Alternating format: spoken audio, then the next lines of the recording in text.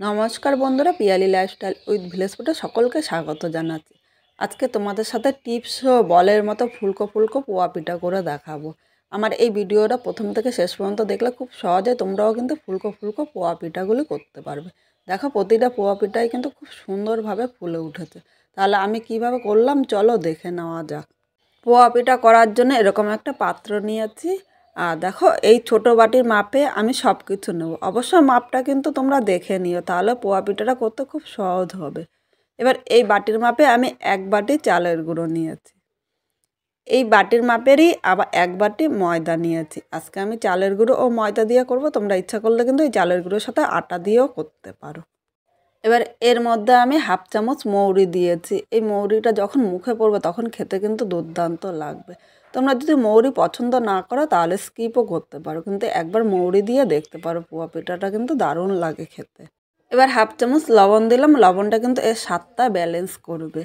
আমি যেই বাটির মাপে ময়দা ও চালের গুঁড়োটা নিয়েছি সেই বাটির মাপেই 1/2 বাটি আমি চিনি নিয়েছি। তোমরা মিষ্টি যেরকম খাবে সেই হিসাবেই নেবে। এরপরে কিন্তু আমি গুড় দেবো, এর জন্য এই জায়গায় আমি চিনিটা কিন্তু একটু কম দিয়েছি। এবার সব শুকনো উপকরণগুলো প্রথমে আমি ভালো করে মিশিয়ে নেব। এখানে দেখো, চামচ দিয়ে আমি সব উপকরণগুলো ভালো করে মিশিয়ে নিয়েছি। এখন যেহেতু শীতকাল, এর জন্য আমি একটু ঝোলা গুড় নিয়েছি, এর মধ্যে আমি গুড় দিয়ে দিলাম। এখানে আমি খেজুরের গুড় নিয়েছি, তোমরা ইচ্ছা করলে পাটালি গুঁড়ও কিন্তু দিয়ে দিতে পারো। এইভাবে গুড় ও চিনি দিয়ে পোয়া পিঠাটা কিন্তু খুব সুন্দর হয়। এবার প্রথমে আমি সব কিছু হাত দিয়ে ভালো করে মিশিয়ে নেব। এখনই কিন্তু আমি জল দেবো না, আগে গুড়টা এর সাথে ভালো করে মিশিয়ে নিচ্ছি। এখানে গুড়টা ভালো করে মিশিয়ে নিয়েছি। এবার যেই বাটির মাপে আমি চালের গুঁড়ো ও ময়দা নিয়েছি সেই বাটির মাপে 1 বাটি আমি জল দিলাম।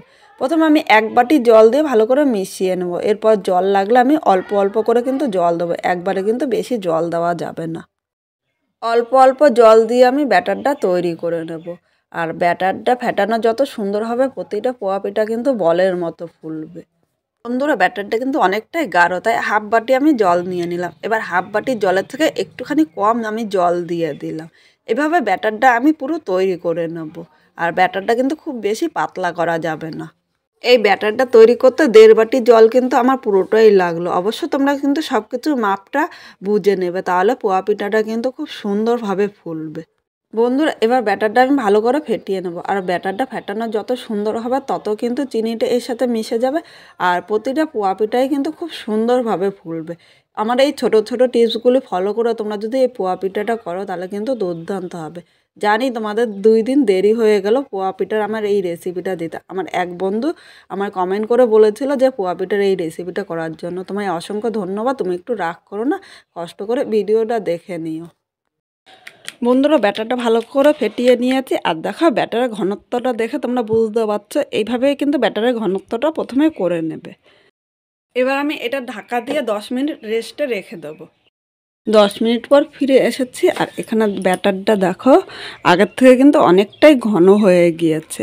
এবার এই ব্যাটারের মধ্যে আমি আর একবার হাত দিয়ে এইভাবে ফেটিয়ে নেব। আমার মনে হচ্ছে সামান্য একটু জল লাগবে, অল্প জল দিয়ে দিলাম। খুব বেশি জল দেবে না, জলটা কিন্তু আমি খুব বেশি পাতলা করব না। দেখো, ব্যাটারের ঘনত্বটা দেখে তোমরা বুঝতে পারছো কিন্তু। এবার ব্যাটারটা আমি আবার 3-4 মিনিট এইভাবে ফেটিয়ে নেব। আর এটা ফেটানো যত ভালো হবে পোয়া পিঠাগুলো কিন্তু তত ভালো ফুলবে। দেখো, এখানে 3 মিনিট আমি ব্যাটারটা আবার ফেটিয়ে নিয়েছি। এখানে ব্যাটারটা ফেটানোর পর দেখো, ঘনত্বটা দেখে কিন্তু তোমরা বুঝতে পারছো আমি কিন্তু একবারে খুব বেশি পাতলা করিনি। এইভাবে ঘনত্বটা কিন্তু তোমরা করে নেবে। আর আমি একটা কড়াই বসিয়ে দিয়েছি, কড়াইয়ের মধ্যে আমি সাদা তেল দিয়ে দিলাম। বন্ধুরা, তেলটা দিয়ে ভালো করে গরম করে নিয়েছি। আর এখানে ব্যাটারটা আমি দেওয়ার আগে আরেকবার কিন্তু এইভাবে হাতা দিয়ে নাড়িয়ে নিলাম। এবার এখানে দেখো, আমি 1 হাতা ব্যাটার নিয়ে নিয়েছি। এবার এই তেলের মধ্যে আমি দিয়ে দিলাম।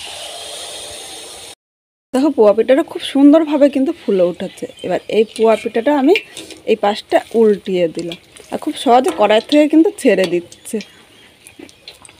এইভাবে করলে প্রতিটা পোয়া পিঠা কিন্তু একদম বলের মতো ফুলবে। এবার পোয়া পিঠাগুলো আমি একটু লাল করে ভেজে নেব।